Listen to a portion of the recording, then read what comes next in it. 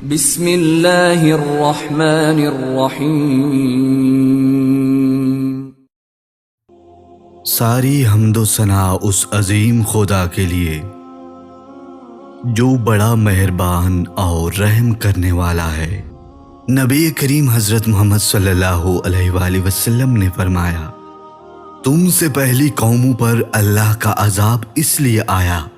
کیونکہ جب ان کا کوئی بڑا امیر و کبیر جرم کرتا تھا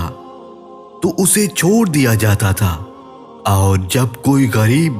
جرم کرتا تھا تو اسے سزا دی جاتی تھی۔ رسول اکرم حضرت محمد صلی اللہ علیہ وآلہ وسلم نے فرمایا، ایک آدمی کے گھٹیا ہونے کے لیے یہی کافی ہے کہ وہ اپنے مسلمان بھائی کو حقیر سمجھے اور اسے حقارت سے دیکھے۔ ارشاد نبی صلی اللہ علیہ وآلہ وسلم ہے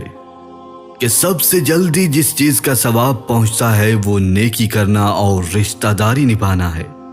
اور سب سے جلدی جس کا عذاب آتا ہے وہ بغاوت کرنا اور رشتہ داری توڑنا ہے۔ ارشاد نبی صلی اللہ علیہ وآلہ وسلم ہے کہ جب تم سونے لگو تو آیت الکرسی پڑھ لیا کرو، کیونکہ اللہ کی طرف سے ایک فرشتہ تم پر مقرر کر دیا جاتا ہے جو صبح ہونے تک تمہاری حفاظت کرتا ہے اور شیطان کو تمہارے نزدیک نہیں آنے دیتا۔ حضرت محمد صلی اللہ علیہ وآلہ وسلم فرماتے ہیں، جس گھر میں مہمانوں کو کھانا کھلایا جاتا ہے وہاں خیر و برکت اور رزق کی فراوانی اتنی تیزی سے پہنچتی ہے جتنی تیزی سے چھری بھی اونٹ کے کوہان کی طرف نہیں پہنچتی۔